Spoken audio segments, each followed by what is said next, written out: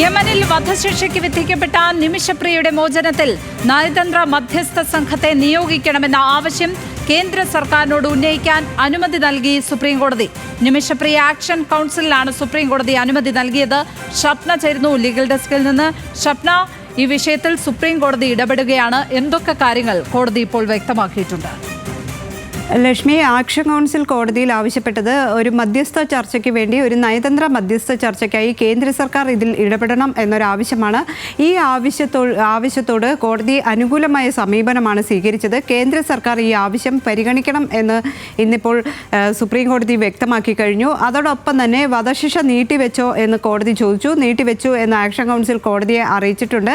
ഇത്തരത്തിലുള്ള കാര്യങ്ങൾ ആരാഞ്ഞതിനു ശേഷമാണ് മധ്യസ്ഥ ചർച്ചയ്ക്ക് കേന്ദ്രം ഇടപെടണം എന്നൊരാവശ്യം ആക്ഷൻ കൗൺസിൽ മുന്നോട്ട് വെച്ചത്. അതിന് കോടതി നിർദ്ദേശം നൽകണം എന്നതായിരുന്നു ആക്ഷൻ കൗൺസിലിൻ്റെ ആവശ്യം. അതിപ്പോൾ കോടതി അനുമതി നൽകിയിട്ടുണ്ട്. ഓഗസ്റ്റ് 14 ഈ കേസ് വീണ്ടും പരിഗണിക്കാനായി കോടതി മാറ്റുകയും ചെയ്തിട്ടുണ്ട്.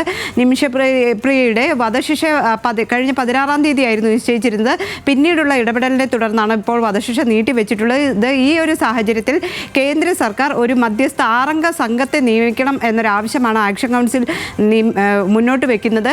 ഇത്തരത്തിലുള്ള ഒരു നിർദ്ദേശം നേരത്തെ മുന്നോട്ട് വെച്ചിരുന്നെങ്കിലും കേന്ദ്ര സർക്കാർ അതിൽ കൈയൊഴിയുന്ന, അല്ലെങ്കിൽ കേന്ദ്ര സർക്കാരിന് മറ്റൊന്നും ചെയ്യാനില്ല എന്നൊരു നിലപാടായിരുന്നു കഴിഞ്ഞ തവണ കോടതിയെ സ്വീകരിച്ചത്.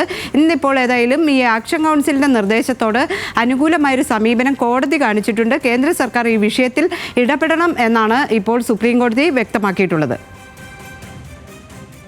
ഷപ്നയാണ് ലീഗൽ ഡെസ്കിൽ നിന്ന് ഇപ്പോൾ വിവരങ്ങൾ പങ്കുവച്ചത്.